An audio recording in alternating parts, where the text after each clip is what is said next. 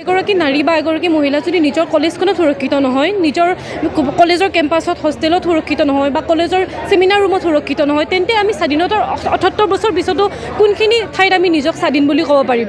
নিজৰ অকণমান আমাৰ নিজৰ স্বাধীনতাৰ কাৰণে আমি আজি যুদ্ধ কৰিব লগা হৈছে, আমি আজি চিঞৰিব লগা হৈছে। আমি কেনেকৈ ভাবিম আমি আজি আমাৰ নাৰী মুক্ত বুলি? নাৰী কি স্বাধীনতা আছে আমাৰ এই সমাজত? আমি সেইকাৰণে গোটেই ওলাই আহিছোঁ যাতে আমি স্বাধীনভাৱে চলিব পাৰোঁ। এখন দেশত যদি নাৰীক পূজা কৰা হয়, তেন্তে সেই দেশত নাৰীক সুৰক্ষিত নিশ্চিত কৰাটো অতি জৰুৰী। পুৰা ইণ্ডিয়াৰ ওপৰত আমি দেখিছোঁ যে বহুত বস্তু হৈ থাকে, কিছুমান প্ৰাইমেৰী লেভেলত হয়, কিছুমান আমাৰ কলেজতো হয়, কিন্তু এই ৱেষ্ট বেংগলত যিটো বস্তু হ'লে যে এটা PG ৰেচিডেণ্টৰ ৰেপ আৰু মাৰ্ডাৰ এটেম্প্ট হৈছে, আৰু তাৰপিছত যিটো ঘটনা ঘটিছে 15 তাৰিখৰ ৰাতিপুৱাৰ দিনা এটা 10 বজাৰ সময়ত যে এভিডেন্স ডিষ্ট্ৰয় কৰা এটা ইছ্যু হৈছে। যেতিয়া আমি প্ৰটেষ্ট কৰিলোঁ, কেণ্ডেল মাৰ্চ কৰিলোঁ, তাৰে পিছত যেতিয়া CBI ইনভেষ্টিগেশ্যন দিয়া গৈছে, তাৰে পিছত এভিডেন্স ডিষ্ট্ৰয় কৰা বস্তুটো একদম সেইটো যথেষ্ট বেয়া বস্তু হৈছে। সেইকাৰণে আমি আজি ইয়াতে ধাৰণা কৰিছোঁ যাতে মানে এইটো বস্তু আৰু কিটো জেগাতে নহয়। কালি ৱেষ্ট বেংগলত হ'ল, আজি কি গ্যাৰাণ্টি আছে আমাৰ লগত ইয়াতে শিলচৰ ইয়াতে হ'ব নোৱাৰে?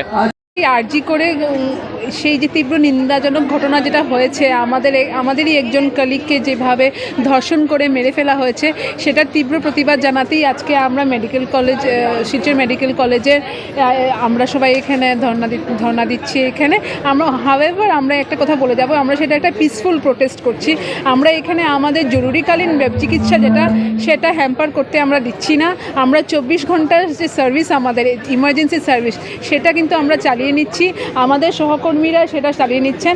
আর শুধু আমরা OPD সার্ভিস থেকে আমরা নিজেদেরকে বিরত রাখছি।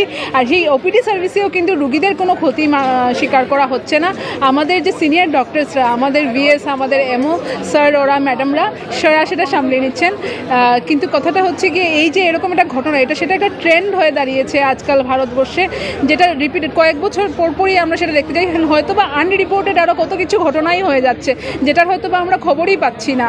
তাই এই সব ঘটনার আমরা তীব্র প্রতিবাদ জানিয়ে আজ আমরা এখানে ধর্ণা দিচ্ছি। সেটা আমরা সরকারের কাছে আর্জি জানাই যে সেরকম একটা ল বের করা হোক, যাতে কেউই যে কোনো মহিলার প্রতি, জরুরি না যে শুধু মহিলার ডক্টর হবে বা নার্স হবে বা অন্য কোনো যে কোনো মহিলার প্রতি যে কেউই যে কোনো দুষ্কৃতি যখন ওদের নজর ফেলে, ওদের প্রাণ যেন ভয়ে কেঁপে ওঠে যে না, আমরা কোনোভাবেই কোনো ধরনের কোনো খারাপ ব্যবহার আমরা করতে পারি না ওর সাথে।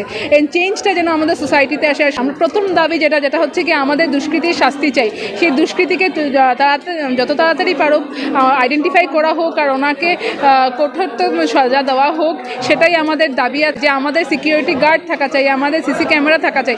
খুবই আশাবাদী যে আমরা আমাদের দাবিগুলো আমাদের পূর্ণ হবে, আর না হলে আমরা এরকমই আমাদের প্রোটেস্টটা চালিয়ে যাব।